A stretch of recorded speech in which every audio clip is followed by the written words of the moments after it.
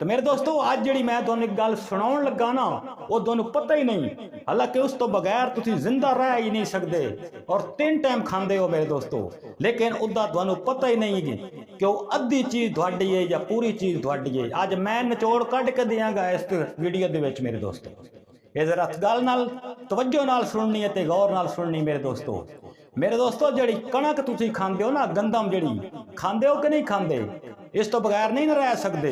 पूरी दुनिया खांदी है मेरे दोस्तों, लेकिन इदा अद्धा हिस्सा तुहाडा है ते अद्धा हिस्सा रब आदा मेरे राह ते दिता कर ते मैं तैनू इस तो दूना देसा गया। लेकिन असी रब दे राह ते नहीं देंदे, लेकिन जदों असी अपना पूरा वो कर लैने ना हिस्सा, ठीक है, तो रब सानू छोड़ देंदा हैगा, क्योंकि रब तां हिस्सा रखेगा कि मेरे नाल तुहाडा कनैक्ट भी रहे।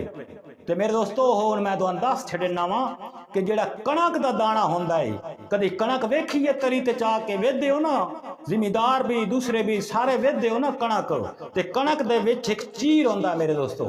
कणक दे विच जिहड़ा चीर हुंदा ना मेरे दोस्तों, ओदा हिस्सा बने होए हुंदा है। हिस्सा अद्धा तेरा हैगा, अद्धा रब दे राह ते देण वाला हैगा। क्यों गल दी समझ आई कि नहीं आई मेरे दोस्तों? ये इस वास्ते कि रब आदा जिमें जिमें मेरे राह ते तू देंदा रासेंगिया, इंज इंज मैं तेनू देंदा रासांगिया। अद्धा मेरा है अद्धा तेरा है। ते जदों तू सारा गबत कर लेना ना, जदों सारा तू ले लेना, उदों फिर रब, मैं पहले भी गल की, रब तेनू छोड़ देंदा है। वो आदा जा है तेरा है सारा कुछ, जितनी देर ही खा।